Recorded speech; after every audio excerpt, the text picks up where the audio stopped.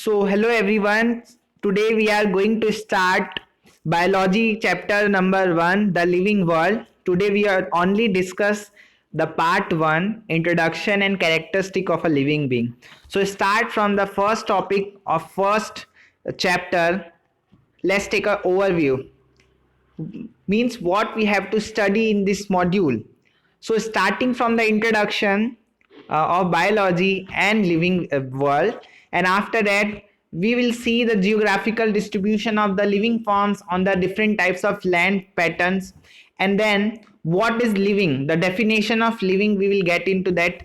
Then, after that, characteristic of living being, how we can define something is living or something is non-living through this module. And now after, there are some characteristic like growth, reproduction, metabolism, cellular organization, consciousness, and more characteristic feature about it we will. And after that, something we have to more to learn through this module, we will know that. Okay, so there are, you can see that there are so many type of organism present around us, just like we have animals around us, we have so many plant around us, we have so many prokaryote or bacteria type of organism around us, we have protista यानी protozoa type के organism भी देखते हैं. Then we have fungi, जो fungi भी है वो भी देखते हैं. तो डिफरेंट टाइप के इतने सारे लाइफ फॉर्म हैं, इसीलिए तो डाइवर्सिटी है हमारे अर्थ में.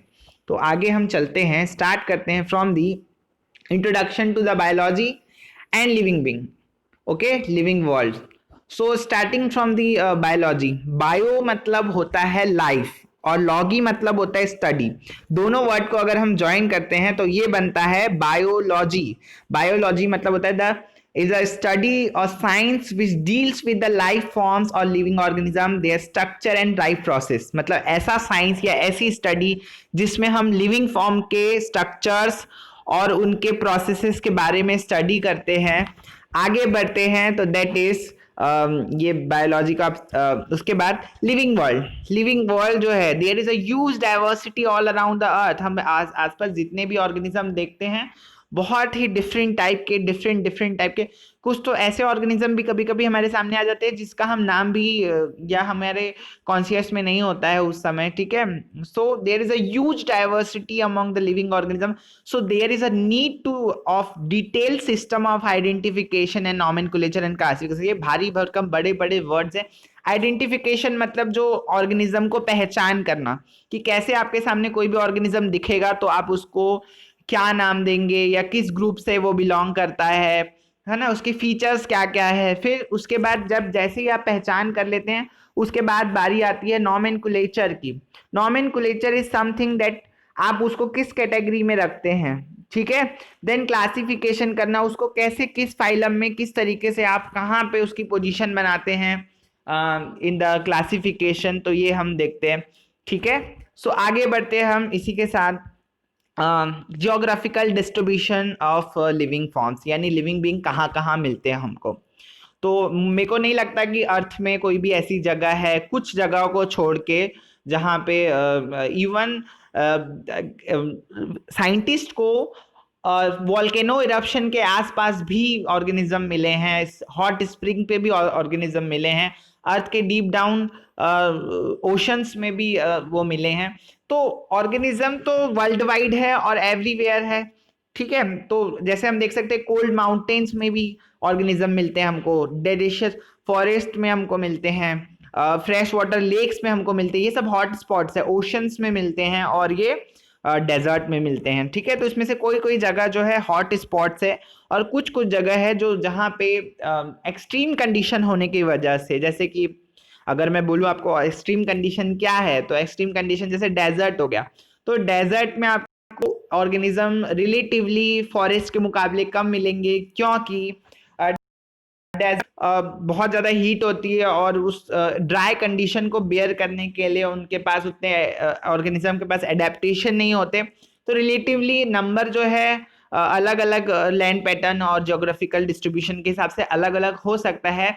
But one thing is common for all, that living beings are everywhere on the earth, and earth is also called unique planet because only of the life forms. Okay, तो आगे फिर हम देखते हैं next so that is what is living, क्योंकि हम बार बार बात कर रहे हैं लिविंग बीइंग के बारे में, तो एक लिविंग बीइंग क्या होता है या लिविंग ऑर्गेनिज्म क्या होता है, ठीक है। तो लिविंग ऑर्गेनिज्म, लिविंग बीइंग के बारे में कुछ बातें हम यहाँ पे डिस्कस कर लेते हैं। फर्स्ट बात ये हो गई, living being is a something that is alive, जिसके अंदर जान है, जो जिंदा है, that is called living, okay.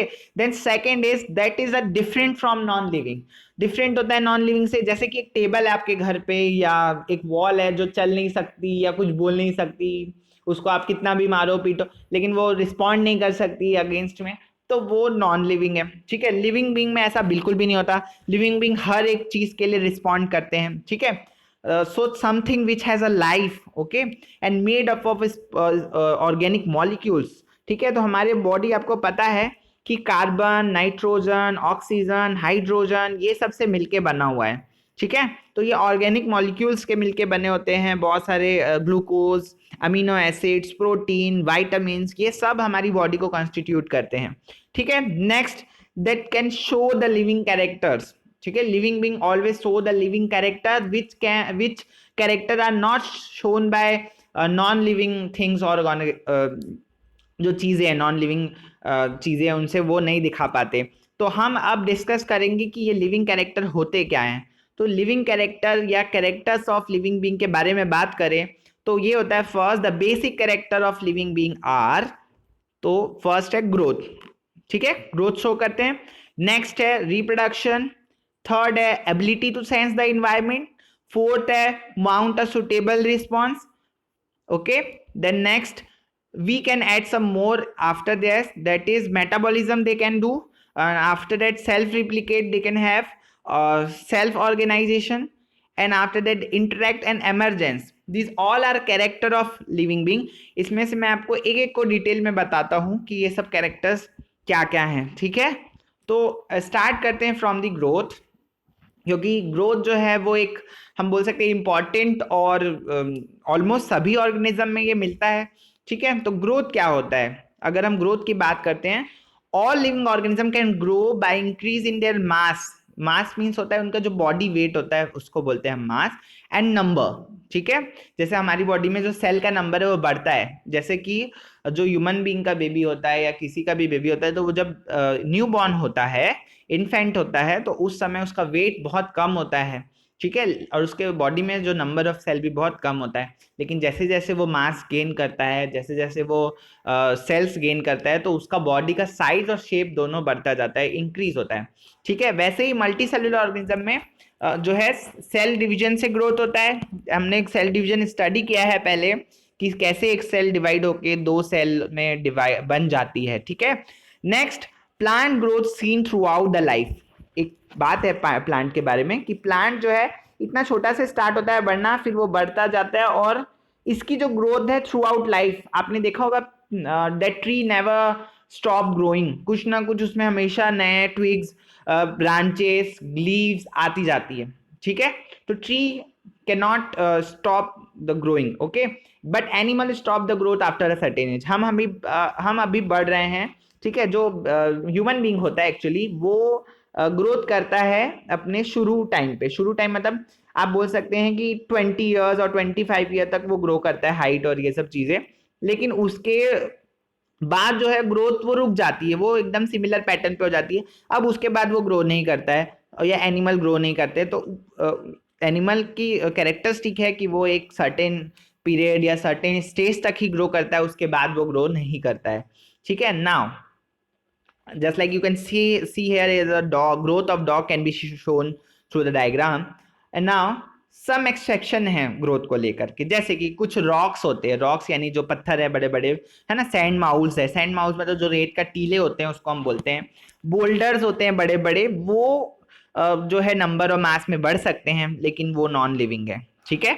फिर माउंटेन्स ऑल्सो ग्रो, आपने सुना होगा कि जो हिमालय है द यंगेस्ट माउंटेन, बाद में ग्रो किया है, ठीक है। Then so growth can be taken as a characteristic of living in certain aspect but not in a whole mean, मतलब ग्रोथ को हम मान सकते हैं कि एक लिविंग बीइंग का कैरेक्टर है, लेकिन सिर्फ ग्रोथ ही एक कैरेक्टर है ये नहीं हम बोल सकते, क्योंकि आपने देखा कि कुछ नॉन लिविंग चीजें भी ग्रो कर रही है as well as living things. So we can't define as a growth is a characteristic of a living in a whole aspects, okay। So we have to add some more characteristic that can define the particular living being. So coming up to the next point, that is reproduction. अब हम बोल सकते हैं कि reproduction वो चीज है या कैरेक्टर है जो लिविंग बीइंग ही शो करते हैं. ओके, सो नाउ रिप्रोडक्शन, ये अमीबा का रिप्रोडक्शन है जिसमें सेल डिवीजन के थ्रू वो रिप्रोड्यूस हो रहा है. We all know that living organism produce their offspring of their own kind, so it can be taken as a characteristic of a living being. ठीक है, तो लिविंग ऑर्गेनिज्म अपने ही जैसे ऑफस्प्रिंग को जन्म देते हैं, तो हम बोल सकते हैं कि ये कैरेक्टरिस्टिक है लिविंग बीइंग का. And multicellular organism reproduce by the various means like asexual and sexual. अब एसेक्सुअल सेक्सुअल आपने लास्ट क्लास में पढ़ा है. मैं यहाँ आपको एग्जांपल भी दे देता हूँ. एसेक्सुअल जो ऊपर वाला हमको डायग्राम दिख रहा है, 1 second, this one is type of asexual reproduction. Okay, but next जो नीचे वाला दिख रहा है that is a sexual reproduction. ये sexual reproduction in human being और ऊपर वाला है एसेक्सुअल रिप्रोडक्शन इन अमीबा. ठीक है, तो सेक्सुअल रिप्रोडक्शन में क्या होता है, 2 पेरेंट इन्वॉल्व होते हैं, और एसेक्सुअल में क्या होते हैं, ओनली 1 पेरेंट जो है डिवाइड होता है. इसके बारे में हम आने वाले चैप्टर्स में डिस्कस करेंगे. बट इसका भी ऑपोजिशन है रिप्रोडक्शन का. क्या ऑपोजिशन है, दैट इज कुछ ऑर्गेनिज्म ऐसे हैं जो कभी भी रिप्रोड्यूस नहीं होते. Just like example mules. Mule क्या होता है, मैं आपको बता देना चाहता हूँ. Mule is a hybrid of horse and donkey. ठीक है, तो हॉर्स एंड डोंकी का क्रॉस ब्रेड है वो. तो म्यूल क्या होता है, स्टेराइल होता है, यानी कि वो जन्म जरूर लेता है बट लेकिन उसके जो रिप्रोडक्टिव ऑर्गन्स है वो नॉन फंक्शनल होते हैं. दैट इज वाई उसकी आगे की जनरेशन नहीं आती, वो रिप्रोड्यूस नहीं हो सकता. ठीक है, तो ये हो गया. दूसरा स्टाइल वर्कर बीज. हमको पता है, अगर हमने कभी सुना होगा कि वर्कर बीज भी होती हैं. वर्कर बीज जो होती है हैप्लॉइड सेल से बनती हैं. तो वर्कर बीज क्या करती है, उनका काम ही होता है सिर्फ वो हनी कॉम में शहद को जमा करना या हनी को जाके कलेक्ट करना. वो रिप्रोडक्शन में पार्ट कभी भी नहीं लेती हैं. ठीक है, नेक्स्ट इनफर्टाइल ह्यूमन कपल्स. कुछ ऐसे कपल होते हैं कि समहाउ कुछ रीजन से उनका फर्टिलिटी जो है सक्सेसफुल नहीं हो पाती और वो they don't bear the child in life time. तो ऐसे और ऐसे भी कुछ ह्यूमंस होते हैं. सो ऐसे जो म्यूल्स है, स्टाइल वर्कर बीज है, या जो इनफर्टाइल कपल्स है, उसको हम कहाँ पे रखेंगे अगर रिप्रोडक्शन अगर एक कैरेक्टरिस्टिक है तो फिर हम बोल सकते हैं कि वर्कर भी एक नॉन लिविंग चीज है या म्यूल एक नॉन लिविंग चीज है. But no, they are living, बस they unable to reproduce. So reproduction can be taken as a characteristic of living being in some of the aspect, but not in a whole aspect. जैसे कि हमने growth को देखा कि कुछ exception है इसमें भी. ओके, नेक्स्ट चलते हम. नेक्स्ट है मेटाबॉलिज्म. आपको पता है metabolism is a word which means 2 process का मिलके बना होता है, कैटाबॉलिज्म एंड एनाबॉलिज्म. कैटाबॉलिज्म मैं बता देता हूं आपको कैटाबॉलिज्म क्या. जैसे कि आप कुछ फूड खाते हैं, ठीक है, तो फूड खाते हैं यानी कि आप उसका कैटाबॉलिज्म कर रहे होते हैं, क्योंकि उसको आप चबा के डाइजेस्ट करके अपनी बॉडी में उसको ब्रेक करते हैं, तो वो कैटाबॉलिज्म होता है. एनाबॉलिज्म उस फूड को आप डाइजेस्ट करने के बाद फिर से रीऑब्जर्व करके अपने काम की जो चीजें हमारी बॉडी बनाती है, तो उसको हम बोलते हैं एनाबॉलिज्म. तो इस तरीके से मेटाबॉलिज्म जो है 2 पार्ट का होता है, कैटाबॉलिज्म एंड एनाबॉलिज्म. ओके, और एनर्जी मिलती है इस प्रोसेस से. ठीक है, so we all know that living being are the made up of the organic chemicals. There is a continuous reaction going on their bodies, is called the metabolism. तो metabolism को हम मान सकते हैं कि वो एक लिविंग कैरेक्टर है. बट इसका भी अपोज है, जैसे कि अभी मैंने प्रीवियस 2 के बताया. तो इसका अपोज ये है कि कुछ मेटाबॉलिक एक्टिविटी जैसे फर्मेंटेशन है. शायद आपने फर्मेंटेशन सुना होगा, जो वाइन और बियर जो बनती है, या घर में जो अपन क्या फर्मेंटेट करवाते हैं, जस्ट लाइक बेक करते हैं किसी चीज को, या हम बोल सकते हैं जो इडली डोसा का जो बैटर बनता है उसमें हम यीस्ट डालते हैं क्योंकि वो बैटर बने, तो कहीं ना कहीं समहाउ उसको हम फर्मेंटेट करवाते हैं. तो फर्मेंटेशन एक्टिविटीज को कई बार सेल के बाहर भी कर दिया जा सकता है, नॉन लिविंग थिंग में भी किया जा सकता है. तो मेटाबॉलिज्म कंप्लीटली हम लिविंग बीइंग का एक कैरेक्टर ऐसा नहीं मान सकते. Metabolic activity also can not be taken as a characteristic of a living being as a whole. Okay, so now metabolism एक कैरेक्टरिस्टिक है बट पूरा लिविंग बीइंग को अच्छे से डिफाइन नहीं कर पा रहा है. ठीक है, so we find out the next. अब हम बात कर रहे हैं सेल्यूलर ऑर्गेनाइजेशन की. तो ये जो फोटो आपको दिख रही है ये सेल की फोटो है. The fundamental of unit of all living organism is cell. आपको पता है फंडामेंटल यूनिट होता है लिविंग ऑर्गेनिज्म का cell. No organism is found without a cell. अभी तक कोई भी ऑर्गेनिज्म ऐसा नहीं है जिसमें सेल नहीं है, एक्सेप्ट वायरस। वायरस में सेल नहीं होता एक्चुअली, वायरस का एक एनवलप होता है और उसके अंदर जेनेटिक मटेरियल होता है, इसीलिए कहीं ना कहीं वायरस को हम नॉन लिविंग और लिविंग के बीच का कड़ी मानते हैं या लिंक मानते हैं हम लोग, ठीक है। तो सेल्यूलर ऑर्गेनाइजेशन को भी हम ले सकते हैं कि वो कैरेक्टरिस्टिक है लिविंग बीइंग का। सेल के बारे में अपने पढ़ा है, बहुत सारे सेल ऑर्गेनाल होते हैं, ठीक है। मल्टी सेल्यूलर ऑर्गेनिज्म भी है और सिंगल सेल्यूलर ऑर्गेनिज्म भी है। नेक्स्ट है कॉन्शियसनेस। कॉन्शियसनेस मतलब जिसको हम बोलते हैं कि हमारा ओरिएंटेशन, या जिसको हम बोल सकते हैं कि हमारे जो होश होते हैं उसको बोल। तो कॉन्शियसनेस क्या है? An ability to sense the environment and mount a suitable response is only seen in the living organism. Just like आप कहीं एक डॉग सो रहा है सपोज, है ना, आप उसके पास ऐसे आके क्लैप कर देते हैं तो वो रिस्पॉन्स मतलब उसका जो ईयर है सडनली एकदम से ऐसे इरेक्ट हो जाते हैं। तो वो क्यों होता है? क्योंकि वो रिस्पॉन्स शो कर रहा है। आपको अगर चलते चलते कोई कांटा चुभ जाए तो आप पैर वहां से हटा लेते हैं, क्योंकि आपको अगर इन्वायरमेंट में चेंज डिटेक्ट होता है तो आप उसको सेंस करके उसके अगेंस्ट एक रिस्पॉन्स दिखाते हैं। इसी को हम श्योर शॉर्ट फीचर बोल सकते हैं एक लिविंग ऑर्गेनिज्म का। तो ये हमारे सेंस ऑर्गन इसके लिए काम करते हैं, ठीक है। Eyes for vision, years for the auditory receptors होते हैं, ठीक है। नोज में ऑल्फैक्टरी होते हैं जो स्मेल लेने का काम करते हैं, ठीक है। देन हैंड जो रहता है वो टच के रिसेप्टर्स होते हैं, और टंग जो है वो गस्टेटरी यानी टेस्ट के रिसेप्टर उसमें होते हैं। और जैसे कि ऐसा नहीं है कि सिर्फ कॉन्शियसनेस एनिमल में ही देखा जाता है, even plant also have the some type of consciousness और some type of tropism of their body to mount a suitable response. जैसे कि यहाँ पे जो फोटो मैं शो कर रहा हूँ ये है टच मी नॉट प्लांट, यानी कि साइंटिफिक नेम अगर आप बात करेंगे ये था पडिका की ये इमेज है, जिसमें एक मिमोसा पडिका जो है टच मी नॉट प्लांट भी बोलते हैं उसको, क्योंकि जब टच करते हैं वो सेंसेशन को करके उसकी जो लीव्स है वो क्लोज हो जाती है। तो कहीं ना कहीं ऑर्गेनिज्म में कॉन्शियसनेस होता है। उसके बाद हम देखेंगे कि कुछ और, इतने तो कैरेक्टर हमने देख लिए, लेकिन इसके अलावा और भी कैरेक्टर हैं क्या?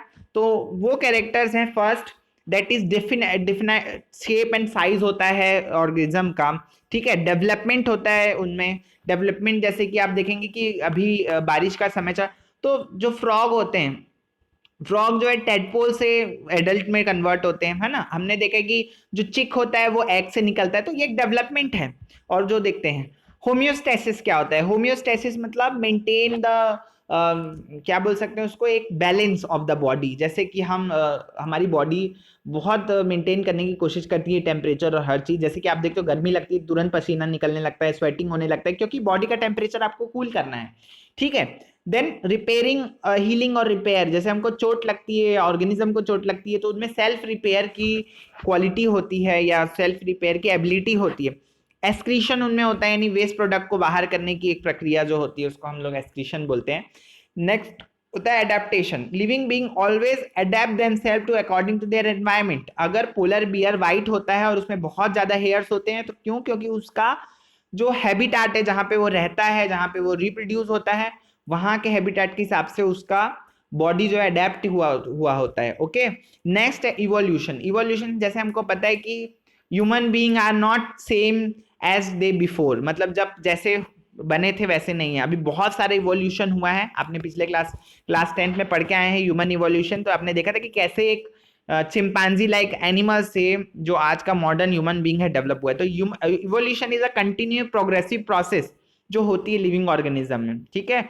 Death is also feature of living organism, यानी जो भी लिविंग है उसकी डेथ होगी ही होगी, only except single cell organism, जिसमें जो सेल ही डिवाइड होके, जैसे अमीबा है, सेल डिवाइड होके प्रोजेनी बनते जाते हैं, तो उसमें डेथ नहीं होती। बाकी सारे ऑर्गेनिज्म में डेथ होती है, और डेथ एक सर्टेन और डेथ एक बहुत फिक्स्ड प्रोसेस है, ठीक है। नाउ कुछ और चीजें हम जान लेते हैं। तो अभी तक के हमने जो डिस्कशन किया लिविंग और नॉन लिविंग के बारे में, तो इससे हम समझ गएंगे कि क्या चीज, हम कैसे जज कर सकते हैं कि समथिंग इज लिविंग और something is non living. After that but human के केस में थोड़ा सा ये डिफिकल्ट हो जाता है। आई टेल यू व्हाई ये डिफिकल्ट हो जाता है। कि ह्यूमन के केस में क्या होता है कि अगर लिविंग स्टेट को बताना बहुत थोड़ा सा डिफिकल्ट हो जाता है। क्यों? क्योंकि जैसे एक पर्सन है मान लो, ठीक है, उसको बहुत बड़ी इंजुरी आई है या बहुत बड़ी डिसीज से वो गुजर रहा है, तो वो कोमा में भी चला गया इफ सपोज, ठीक है, तो which has lying in a coma in a hospital and supported by the machines और लाइफ सपोर्टिंग सिस्टम, जैसे लाइक वेंटिलेटर है, लंग्स काम नहीं कर रहे, वेंटिलेटर हमने लगा रखा है, ठीक है, उसकी हार्ट काम नहीं कर रहा लेकिन हमने उसकी जगह पेस मेकर लगा रखा है, उसकी किडनी काम नहीं कर रही लेकिन हमने उसकी जगह डायलिसिस करा रखी। तो ऐसी चीजें जिसमें लाइफ सपोर्टिंग सिस्टम, अगर वो सिस्टम हटा दे तो बॉडी पूरी तरीके से डेड हो जाएगी। लेकिन जब तक के कुछ होप है उसके ठीक होने की, तो ये लाइफ सपोर्टिंग सिस्टम से उसको हमने एज ए लिविंग स्टेट में रखा है। तो भले ही पर्सन का जो वर्चुअली ब्रेन जो है डेड हो, बट अगर बॉडी के फंक्शन काम कर रहे हैं, वो पर्सन को हम एज अ डेड नहीं कंसीडर कर सकते, हम उसको लिविंग ही बोलेंगे। तो ह्यूमन के केस में थोड़ा सा डिफिकल्ट हो जाता है डिफाइन करना लिविंग स्टेट को, नॉन लिविंग स्टेट को। बाकी रेस्ट ऑफ द ऑर्गेनिज्म में तो नेचुरल है और हम उसको डिफाइन कर सकते हैं। Okay, so where I have taken these all this topic, you can also go to the NCERT book. All content is there.